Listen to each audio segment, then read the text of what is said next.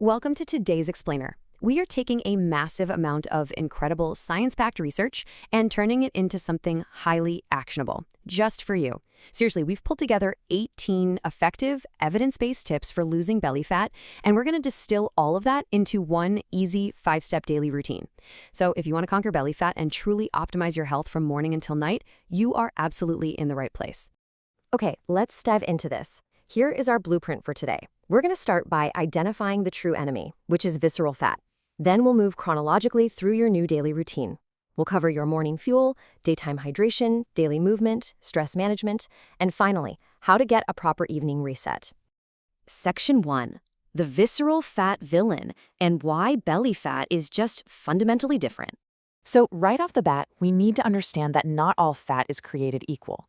Having excess belly fat is definitely tough on your body, but one specific type, called visceral fat, is the real villain of our story. Unlike subcutaneous fat, which is the stuff sitting right under your skin, visceral fat is stored way deep inside your body. It literally surrounds your vital organs. And because of where it sits, it actively threatens those organs, making it a major risk factor for severe chronic conditions like type 2 diabetes and heart disease. Now, you might be wondering, how do I know if I have too much of it? Well, here is the frustrating part.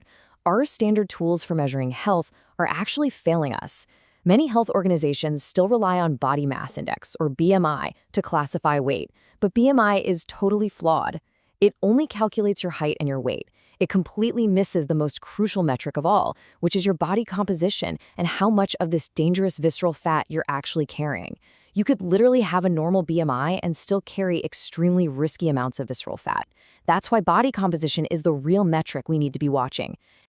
Moving right along to step 1 of our routine, Smart Fuel. Let's optimize how you break your fast.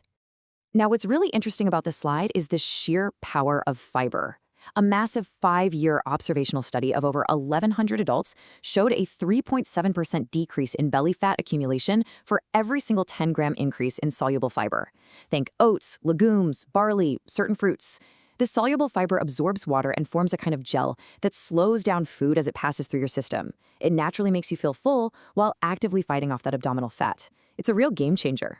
So how do we build out this smart fuel? You want to focus on fat-burning fuels. Along with that soluble fiber, try to get 2 to 3 weekly servings of fatty fish, like salmon or sardines. They are packed with high-quality protein and omega-3s, which actively reduce visceral fat. You also want whole grains. The famous Framingham Heart study actually found that people eating the most whole grains were 17% less likely to have excess abdominal fat. On the flip side, we have our fat-storing foes. You've got to avoid trans fats, often labeled as partially hydrogenated oils, because they are directly linked to inflammation and abdominal fat gain. And definitely try to swap out refined carbs and added fructose for whole, natural alternatives. And hey, we absolutely cannot talk about Smart Fuel without highlighting protein. Protein is your best friend for weight management because it works biologically in your favor. Eating high protein triggers the release of peptide YY. This is literally your body's fullness hormone. It actively works to decrease your appetite naturally. Plus, protein raises your metabolic rate and helps you hang on to your precious muscle mass while you're losing fat. Step 2, strategic hydration. Time to rethink what you're sipping on. We really need to talk about the hidden dangers of sugary drinks. And yes, that even includes natural fruit juices. The science tells us that your gut-brain system just does not recognize liquid calories the same way it registers solid food. Because of this little biological blind spot, it is incredibly easy for your brain to let you overconsume these liquid calories and store them right as fat. To put that into perspective, just one 8-ounce glass of unsweetened apple juice packs 24 grams of sugar. That is a massive amount, and over half of it is fructose. So we need some actionable hydration swaps, right? Ditch the juices and sodas for water, unsweetened iced tea, or sparkling water. Even better, brew some green tea.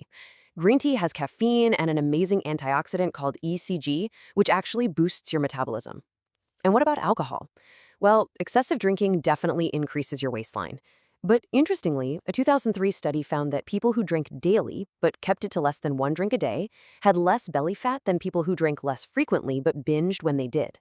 So consistency and moderation are key here. Sadly, no, you cannot roll over your daily drink limits to Friday night. Step 3 in our routine, daily movement. Let's burn and build. And this brilliantly illustrates why volume is everything when it comes to cardio. A 2015 study looked at postmenopausal women doing aerobic exercise. They discovered that the group doing 300 minutes of cardio a week lost significantly more overall fat compared to the group doing just 150 minutes. Frequency and duration absolutely matter if you want to see real results. But listen, cardio shouldn't be a solo act. The ultimate, scientifically proven combination for fat loss is pairing that aerobic exercise with resistance training, like lifting weights. Lifting is absolutely critical for preserving and gaining muscle mass. There was a fantastic study involving teenagers with overweight that showed combining strength training with cardio led to the greatest decrease in visceral fat. We see the exact same benefits in adults too, so definitely lace up your running shoes, but whatever you do not skip the weights. Step 4. Stress less. This is all about mind over matter. Let's look at the actual biology happening here. When you get stressed out, your adrenal glands produce a hormone called cortisol. High cortisol levels spike your appetite and specifically instruct your body to store fat right in your belly. What's even wilder is that women who already have a larger waist tend to produce even more cortisol in response to stress. It creates this vicious cycle where stress builds belly fat and the belly fat makes your body overreact to stress. But here is the empowering part. You get to actively fight back against this. You can consciously counteract cortisol production with daily stress-relieving activities. Taking just a few minutes for some yoga or meditation isn't just about feeling kind of relaxed. It is an active, scientifically proven strategy to lower your cortisol and stop abdominal fat storage right in its tracks. Let's move to step 5 and see how this builds into our final phase, rest and reset. 7 hours. That is your absolute critical number for sleep. A massive 16-year study tracking over 68,000 women showed exactly what happens when you cut corners on rest. The women who slept fewer than 5 hours a night were significantly more likely to gain weight than those hitting 7 hours or more. Quality sleep is just absolutely paramount for regulating your weight. And as you wind down, you might also want to look into intermittent fasting. This just means cycling between periods of eating and fasting. The super popular 16-8 method has you fast for 16 hours and eat all your meals in an 8-hour window.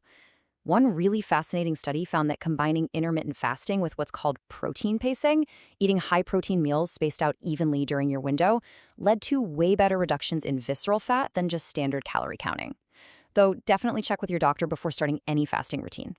So let's summarize this reset phase with a quick checklist. First, use a food diary or tracker app. The research is clear. Tracking your calories, protein, and fiber creates massive accountability. Second, prioritize those 7+ hours of good sleep. And third, if you suspect your sleep quality is poor, talk to a doctor about screening for sleep apnea. That's a condition where you intermittently stop breathing at night, and it is directly linked to excess visceral fat. So, we've covered the science of smart fueling, strategic hydration, mixing cardio and weights, crushing cortisol through stress relief, and securing a solid nighttime reset. Doing just one of these is great, but weaving them into a permanent lifestyle routine is the true secret to keeping visceral fat off for good. So I'll leave you with this final thought. Which of these 5 steps are you going to add to your routine today? Pick just one, take action, and start transforming your health. Thanks so much for joining me on this explainer, and I will catch you in the next one.